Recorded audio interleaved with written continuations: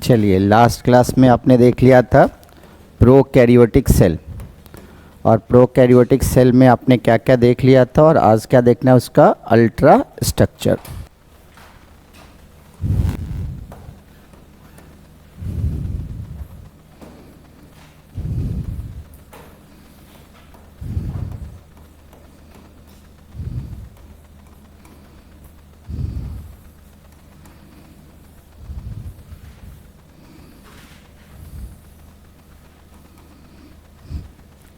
Prokaryotic cell में आपने पहली लाइन देख ली थी। प्रोकैरियोटिक सेल में कितने मेंबर होंगे? 4।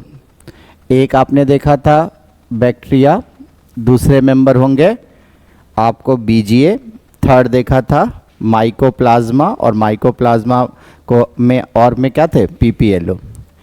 दूसरी लाइन आपने देखा था प्रोकैरियोटिक सेल रिलेटिवली स्मॉलर होते हैं और फास्टर रेट से डिवाइड करते हैं किससे? यूकैरियोटिक सेल से। और बैक्टीरिया में देखा था कि बैक्टीरिया को शेप की बेसिस पे आपने कितने पार्ट्स में क्लासिफाइड किया था? 4। एक आपने देखा था कोकस, जिसको कहा था स्फेरिकल बैक्टीरिया, एक देखा था बैसिलस मतलब रॉड शेप्ड, एक देखा था विब्रियो मतलब कॉमा शेप, और एक स्पाइरुलम मतलब स्पाइरल। 5 बातें और देखे थे कि अगर सबसे स्मॉलेस्ट फॉर्म पूछा जाए तो कोकस, सबसे रेसिस्टेंट फॉर्म पूछा जाए तो कोकस, लार्जेस्ट फॉर्म पूछा जाए तो बैसिलस, सबसे कॉमन फॉर्म भी पूछा जाए बैसिलस, और किस फॉर्म के पास फ्लैजिला नहीं होते तो कोकस। अब हमें देखना है कौन सा? Ultra structure of bacteria. तो next topic the ultra structure of bacteria. इससे क्या क्या पूछा जाता है सो देखें।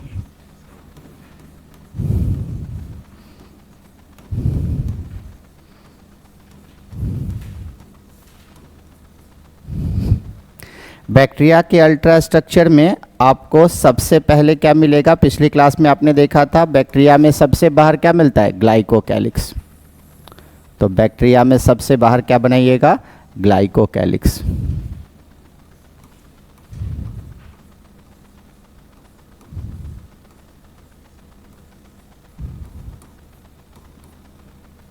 ग्लाइकोकैलिक्स के बाद क्या होगी? Cell wall. पहले बनानी है ग्लाइकोकैलिक्स, ग्लाइकोकैलिक्स के बाद क्या बनाना है? Cell wall.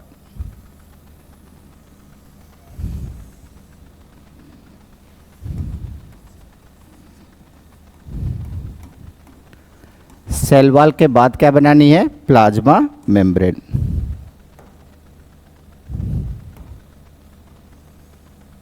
और प्लाज्मा मेम्ब्रेन में जगह जगह पर फोल्डिंग बनानी है। इसी फोल्डिंग को हम लोग क्या कहते हैं? मीसोसोम। तो यहां बनानी है प्लाज्मा मेम्ब्रेन। बैक्टीरिया के ग्लाइकोकैलिक्स, सेल वॉल और प्लाज्मा मेम्ब्रेन को मिला के क्या कहते हैं? इसको सेल इन्वेलप। इन तीनों को मिला के एक वर्ड से इंडिकेट करेंगे, कौन सा? Cell envelope. तो सेल इन्वेलप में कितने लेयर्स होंगे? 3। पहली लेयर ग्लाइकोकैलिक्स, फिर सेल वॉल, फिर प्लाज्मा मेम्ब्रेन। और इसकी फोल्डिंग को, प्लाज्मा मेम्ब्रेन की इस फोल्डिंग को हम लोग क्या कहते हैं? मीसोसोम।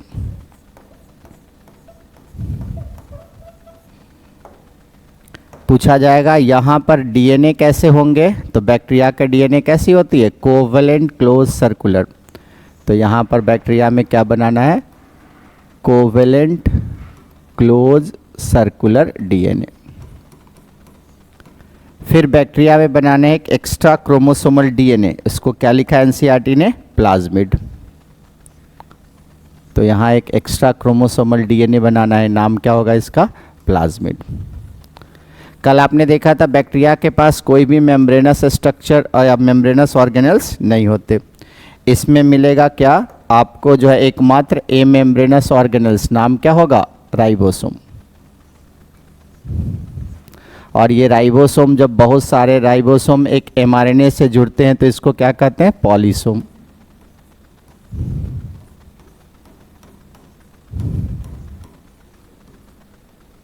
बैक्टीरिया की रिजर्व फूड मटेरियल आपने देखा था 3 मिलेगा। किसी में ग्लाइकोजन ग्रैनुल्स, किसी में फॉस्फेट ग्रैनुल्स, किसी में साइनोफाइसिन ग्रैनुल्स। आ जाइए। बैक्टीरिया में लोकोमोशन के लिए एक अपेंडेज मिलेगा, नाम क्या होगा? फ्लैजिला।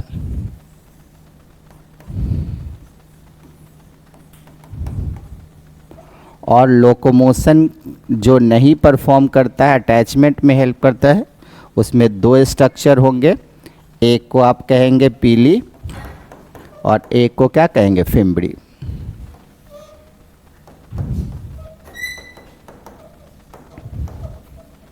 तो हमें यही 11 structure under ultra structure of bacteria describe करनी है। तो आपको कल के क्लास के बाद थर्ड क्लास में क्या टॉपिक देना है, थर्ड क्लास की टॉपिक देनी है ultra structure of bacteria. Ultra structure of bacteria में सबसे पहले क्या बनाएंगे, ग्लाइकोकैलिक्स। ग्लाइकोकैलिक्स के बाद क्या बनाइएगा, सेल वॉल। सेल वॉल के बाद क्या बनाएंगे, प्लाज्मा मेम्ब्रेन।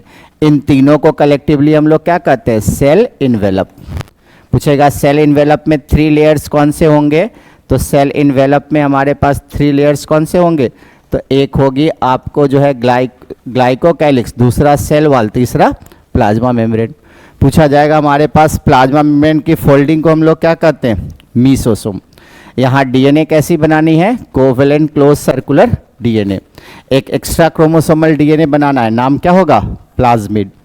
और बैक्टीरिया में मेम्ब्रेनस ऑर्गेनेल्स नहीं होते, उसकी जगह हमारे पास एक ही मिलता है, क्या, ए मेम्ब्रेनस ऑर्गेनेल्स, कौन सा, राइबोसोम। और सेब्रल राइबोसोम को जब एमआरएनए से जोड़ेंगे तो उसको क्या कहेंगे, पॉलीसोम। और पूछा जाएगा यहाँ 2 अपेंडेज बनानी है, एक लोकोमोटरी अपेंडेज में बनानी है, कौन सी, फ्लैजिला, और जो अटैचमेंट में हेल्प करता है उसमें पीली और फिम्बड़ी।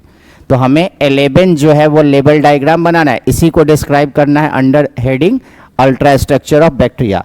और इससे पहले आपने देख लिया था कि प्रोकैरियोटिक सेल में हमने 4 कंपोनेंट जोड़ा था, एक बैक्टीरिया, एक बीजीए, एक माइकोप्लाज्मा और एक पीपीएलओ। फिर देख लिया था कि बैक्टीरिया की सेल स्मॉलर होती है और डिवाइड करती है फास्टर रेट से, किससे, यूकैरियोटिक सेल से। और देखा था बैक्टीरिया शेप की बेसिस पे कितने टाइप की होगी, 4। एक देखा था कोकस, एक बैसिलस, एक स्पाइरल और एक आपको विब्रियो। और देखा था सबसे स्मॉलेस्ट फॉर्म कौन थे, तो कोकस। सबसे रेसिस्टेंट फॉर्म कौन थे, कोकस।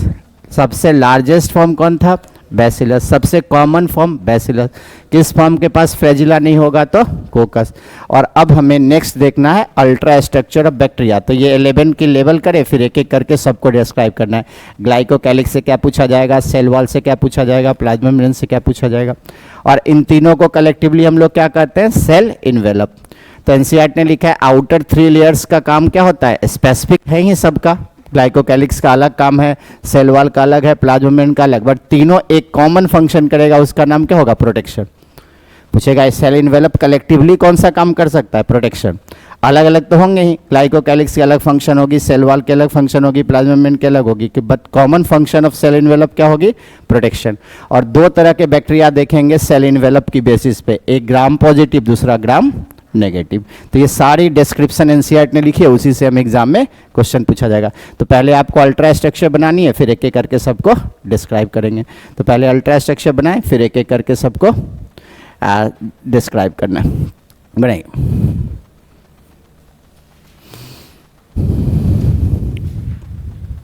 इसी से एक क्वेश्चन आपको प्रोकैरियोटिक सेल से पर ईयर पूछे जाते हैं।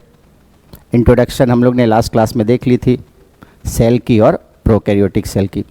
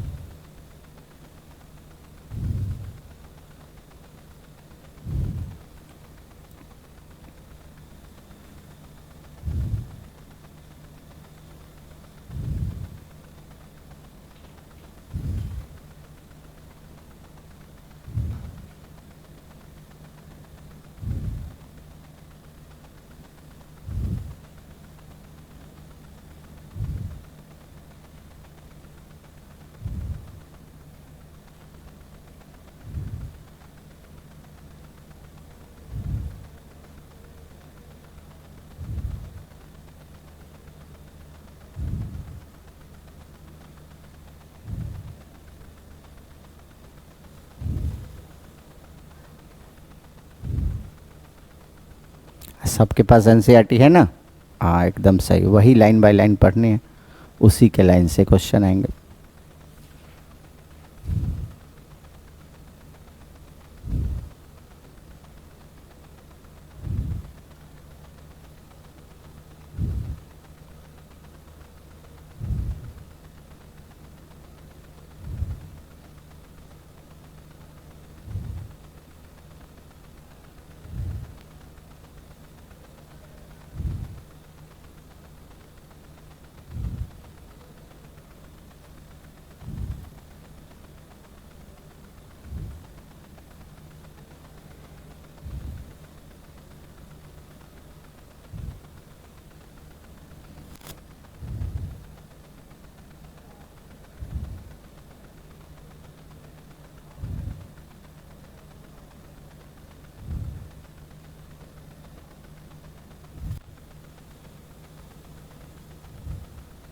हो गए? हाँ, अभी लिखेंगे आगे, इसको बताएंगे अभी। Covalent close circular DNA. अभी C11 को हम लोग को एक एक करके डिस्क्राइब करना है लाइन बाय लाइन। ग्लाइकोकैलिक्स कैसी होगी, सेल वॉल कैसे होंगे, प्लाज्मा मेम्ब्रेन कैसे होंगे, इसी को इलेबोरेट डिस्क्रिप्शन देखनी है। बन गया? हाँ, अटैचमेंट के लिए लिखेंगे अभी सब। अभी तो हम लोग केवल स्ट्रक्चर बनाए हैं, इसी को पूरी क्लास डिस्क्राइब करना है। इसी को एक एक करके हम लोग क्या करना है, डिस्क्राइब करना है। क्लियर हो गया ये डायग्राम? बन गए? चलिए अब देखिए एक एक करके सबको देखिए। सबसे पहला क्वेश्चन सबसे आसान पूछेगा, सेल इन्वेलप में बताइए सेल इन्वेलप में कितने लेयर्स होंगे? तो 3। तो सेल इन्वेलप में होंगे ग्लाइकोकैलिक्स, सेल वॉल और प्लाज्मा मेम्ब्रेन। ये तीनों आउटर से इनर यही होगा। कभी कभी क्वेश्चन आएगा कि सेल इन्वेलप में कितने होते हैं लेयर? तो 3, ग्लाइकोकैलिक्स, सेल वॉल और प्लाज्मा मेम्ब्रेन। ये आउटर से कैसा? इनर। अब पूछेगा सेल इन्वेलप की कॉमन फंक्शन क्या होगी? Protection. Common function cell envelope का क्या होगा? प्रोटेक्शन। और लिखा है सेल इन्वेलप की बेसिस पे बैक्टीरिया कितनी तरह की होती है? Basis of cell envelope. Cell envelope की बेसिस पे हम लोग आगे पढ़ेंगे बैक्टीरिया, जो पूरी स्ट्रक्चर पढ़ लेंगे, 2 तरह की होगी, एक ग्राम पॉजिटिव, दूसरा ग्राम नेगेटिव। तो 3 लाइन सेल इन्वेलप में पूछा जाता है कि सेल इन्वेलप के पास कितने कंपोनेंट्स हैं? तो GCP, common function of cell envelope, protection. पूछा जाएगा सेल इन्वेलप की बेसिस पे बैक्टीरिया अपने पास कितने टाइप की होगी? 2, एक ग्राम पॉजिटिव, दूसरा ग्राम नेगेटिव। अब पूछा जाएगा हमारे पास सेल इन्वेलप की पहली लेयर्स का नाम क्या है? ग्लाइकोकैलिक्स। अब ग्लाइकोकैलिक्स से कुछ बातें आपको एग्जाम के लिए याद रखना है।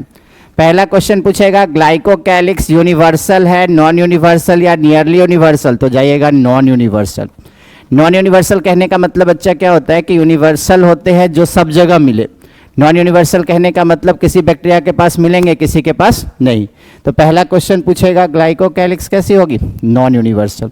नॉन यूनिवर्सल कहने का मतलब किसी बैक्टीरिया के पास है और किसी के पास नहीं।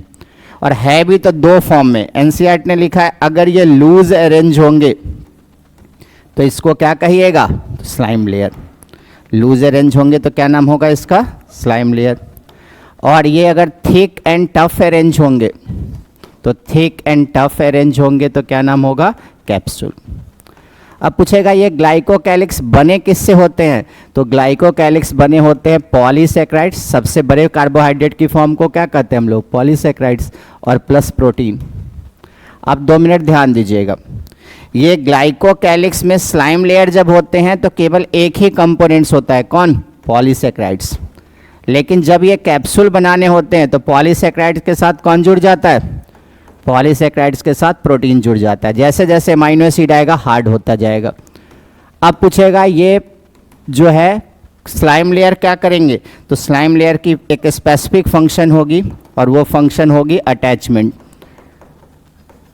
अटैचमेंट में हेल्प करेगा या डेसिकेशन। डेसिकेशन होते हैं जो फॉरेन इंजुरी या मैकेनिकल इंजुरी से बचाएगा, तो उसको हम क्या कहते हैं? डेसिकेशन। पूछा जाएगा कैप्सूल क्या करते हैं? तो कैप्सूल की फंक्शन होगी protection against host immunity system. तो इसमें क्या करेगा? Protection against host immunity system. इसलिए जिसके पास कैप्सूल होते हैं वो पैथोजेनिक होता है, मतलब कैप्सुलेटेड बैक्टीरिया से ही डिजीज होगी। तो हमने अभी 5 बातें सीखा। पहला क्या? कि ग्लाइकोकैलिक्स जो है वो कौन सी लेयर है? नॉन यूनिवर्सल, मतलब किसी बैक्टीरिया के पास हो भी सकते हैं, किसी के पास नहीं। ग्लाइकोकैलिक्स में कौन से 2 कंपोनेंट्स होते हैं? Polysaccharides plus protein. एनसीईआरटी ने लिखा है ग्लाइकोकैलिक्स अगर लूज अरेंज होगी तो क्या कहलेंगे उसे? Slime layer. अगर ये टफ अरेंज होगा तो क्या नाम होगा? कैप्सूल। पूछेगा ग्लाइकोकैलिक्स के स्लाइम लेयर में केवल एक ही कंपोनेंट्स यूज होते हैं, कौन? पॉलीसैकेराइड्स। कैप्सूल में पॉलीसैकेराइड के साथ क्या आती है? प्रोटीन। जैसे जैसे पॉलीसैकेराइड्स में अमाइनो एसिड आता जाएगा वैसे वैसे उसकी हार्डनेस बढ़ाता जाएगा। तो कंपोनेंट्स कैप्सूल का पॉलीसैकेराइड्स प्लस प्रोटीन। आपको स्लाइम लेयर का कंपोनेंट्स पॉलीसेक्राइड। स्लाइम लेयर नाम से ही म्यूसिलेजिनस या जेलेटिनस लेयर है जिसका काम होगा सरफेस से अटैचमेंट में हेल्प करना, और बिसाइड अटैचमेंट और क्या कर सकता है, डेसिकेशन। डेसिकेशन मतलब फॉरेन इंजरी या मैकेनिकल इंजरी से क्या करेगा, बचाएगा। और पूछेगा कैप्सूल क्या करते हैं, होस्ट की इम्यूनिटी सिस्टम से बचाते हैं। अगर कैप्सुलेटेड बैक्टीरिया हमारे अंदर आएगा तो हमारा इम्यूनिटी सिस्टम उसको इजीली रिकॉग्नाइज नहीं करेगा। तो कैप्सुलेटेड बैक्टीरिया ही कैसे होते हैं, पैथोजेनिक। तो 5 फैक्ट्स हमें याद रखना है कैप्सूल से। और सेल इन्वेलप से 3 फैक्ट्स याद रखना है कि सेल इन्वेलप आउटर 3 लेयर्स के फॉर्म में होते हैं, जिसके आउटर से इनर अरेंजमेंट क्या होता है, जीसीपी। पहली ग्लाइकोकैलिक्स, फिर सेल वॉल, फिर प्लाज्मा मेम्ब्रेन। पूछेगा तीनों का अलग अलग फंक्शन है, सेल वॉल के अलग फंक्शन है, ग्लाइकोकैलिक्स के अलग फंक्शन है, प्लाज्मा मेम्ब्रेन के अलग फंक्शन है, बट तीनों कलेक्टिवली कौन सा फंक्शन करते हैं, तो एनसीईआरटी ने लिखा है प्रोटेक्शन। और पूछा जाएगा on the basis of cell envelope bacteria कितनी टाइप की होगी, 2 टाइप की, ग्राम पॉजिटिव और ग्राम नेगेटिव। और उसमें सबसे पहली कंपोनेंट्स कौन लिखना है, ग्लाइकोकैलिक्स। और ग्लाइकोकैलिक्स से ये 5 बातें याद रखना है कि ये कौन सी लेयर है, नॉन यूनिवर्सल। कौन से 2 कंपोनेंट से बना होगा, पॉलीसेक्राइड्स प्लस प्रोटीन। पूछा जाएगा लूज अरेंज को क्या कहते हैं, स्लाइम लेयर। थिक और टफ अरेंज को कैप्सूल। स्लाइम लेयर में कौन सा कंपोनेंट्स होता है, ओनली पॉलीसेक्राइड्स। कैप्सूल में क्या होता है, पॉलीसेक्राइड्स प्लस प्रोटीन। इसकी फंक्शन अटैचमेंट और प्रिवेंशन अगेंस्ट डेसिकेशन। इसकी function protection against host immunity system. Clear, ये लिखे फिर देखेंगे सेल वॉल। तो ऐसे ही 11 आपको जो है डिस्क्राइब करना है। इसी पर आपको एक क्वेश्चन पूछा जाता है नीट के एग्जाम में, पूरी प्रोकैरियोटिक सेल से एक क्वेश्चन हर साल रहता है।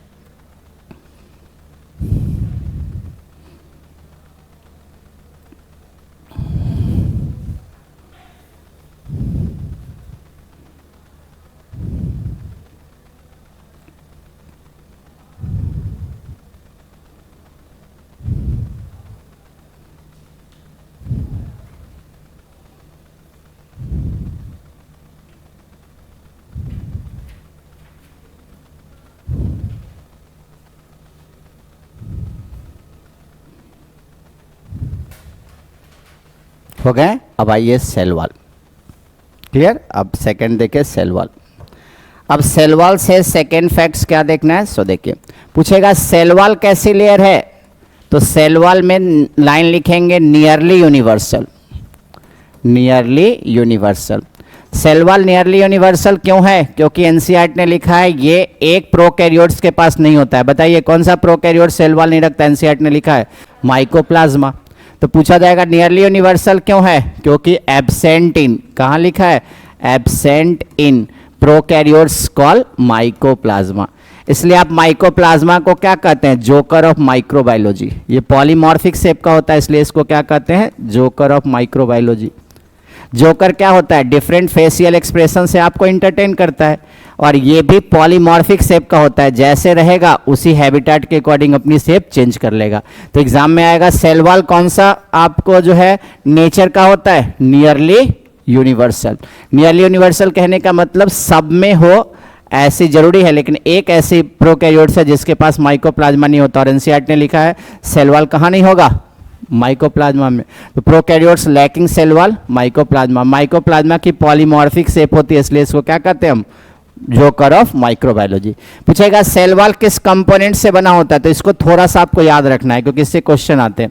तो कंपोनेंट्स का नाम आपको याद रखना है पेप्टिडोग्लाइकन। कौन से कंपोनेंट से बना होता है, पेप्टिडोग्लाइकन। अब 2 मिनट बोर्ड पर देखिएगा। Peptidoglycan as the name suggest ये 2 कंपोनेंट से बना है। एक का नाम होता है पेप्टाइड और दूसरे का नाम क्या होता है, ग्लाइकन। बैक्टीरिया में पेप्टाइड 2 टाइप के होते हैं। पेप्टाइड मतलब एमाइनो एसिड से बना, एक 4 एमिनो एसिड से बना होता है उसको कहते हैं टेट्रापेप्टाइड, और एक 5 एमिनो एसिड से बना होता है उसको क्या कहते हैं, पेंटापेप्टाइड। और ग्लाइकन 2 तरह के याद रखना है, एक NAM और एक को क्या कहते हैं, NAG। पूछा जाएगा NAM की फुल फॉर्म क्या होती है, NAM की फुल फॉर्म आपको पता होगा, N-एसिटाइल म्यूरामिक एसिड, म्यूरामिक एसिड। और NAG की फुल फॉर्म क्या होगी, N-एसिटाइल ग्लूकोसामाइन। तो ये 2 आपको ग्लाइकन याद रखना है, N-एसिटाइल ग्लूकोसामाइन। तो 5 बातें अभी तक हमने लिखा। पहला क्या लिखा कि सेल वॉल कैसी नेचर की है, नियरली यूनिवर्सल, और ये कहाँ पर नहीं होता, माइकोप्लाज्मा में। सेल वॉल का कंपोनेंट्स कौन होता है, पेप्टिडोग्लाइकेन। पेप्टिडोग्लाइकेन को हम लोग म्यूरिन भी कहते हैं, म्यूरिन या म्यूकोपेप्टाइड, क्योंकि म्यूसिलेजिनस अपीयरेंस का ये भी होता है। और ये 2 कंपोनेंट से बना है, पेप्टाइड और ग्लाइकेन।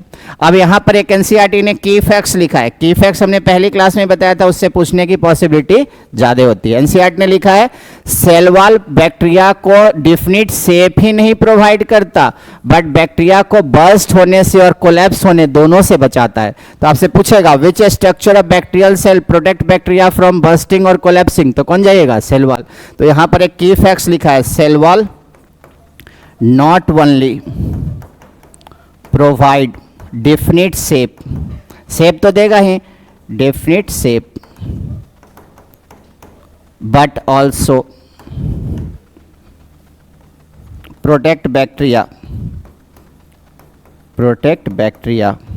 from, कहाँ से बचाएगा, from bursting and collapsing। अब 2 क्वेश्चन, बैक्टीरिया बर्स्ट कब करेगा एंड कोलैप्स कब करेगा। हाँ, मतलब ये हाइपोटोनिक सॉल्यूशन में रखिएगा तो बर्स्ट करेगा, हाइपरटोनिक में रखिएगा तो कोलैप्स।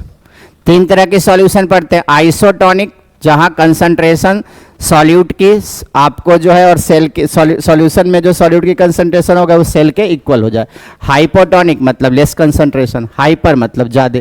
जैसे प्योर वाटर में बैक्टीरिया को रखिएगा तो उसके लिए वो क्या होगा, हाइपोटोनिक, और अगर सॉल्ट रिच मीडियम में रखिएगा तो हाइपरटोनिक, या शुगर रिच मीडियम में तो हाइपरटोनिक। तो बैक्टीरिया बर्स्ट कब करता है, हाइपोटोनिक सॉल्यूशन में। कोलैप्स कब करता है, ये हाइपोटोनिक में, ये हाइपरटोनिक में। और बैक्टीरिया को इन दोनों से प्रोटेक्ट कौन करता है, सेल वॉल। तो एग्जाम में आएगा कि कौन सी स्ट्रक्चर बैक्टीरिया को एक डिफिनिट शेप ही नहीं प्रोवाइड करता बट प्रोटेक्ट करता है अगेंस्ट बर्स्टिंग और कोलैप्सिंग। तो ऑप्शन में कौन सा ऑप्शन सर्च कीजिएगा, सेल वॉल। क्लियर, देखिए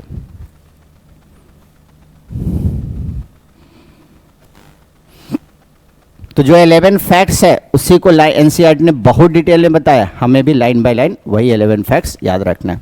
और जो की फैक्ट्स है उससे क्वेश्चन पूछने की पॉसिबिलिटी ज़्यादा होती है।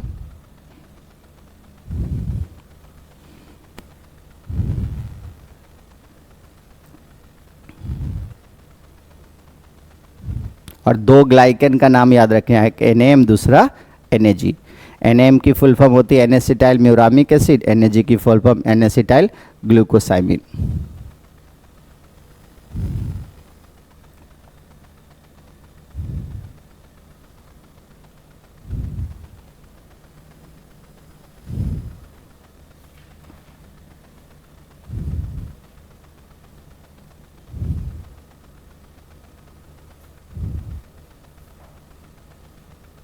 हो गए, चलिए अब तीसरे कंपोनेंट्स कौन है, प्लाज्मा मेम्ब्रेन।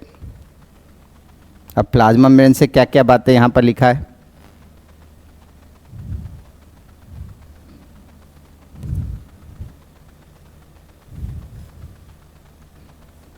हो गए ना, लिख लिया, लास्ट लाइन लिखिए आराम से।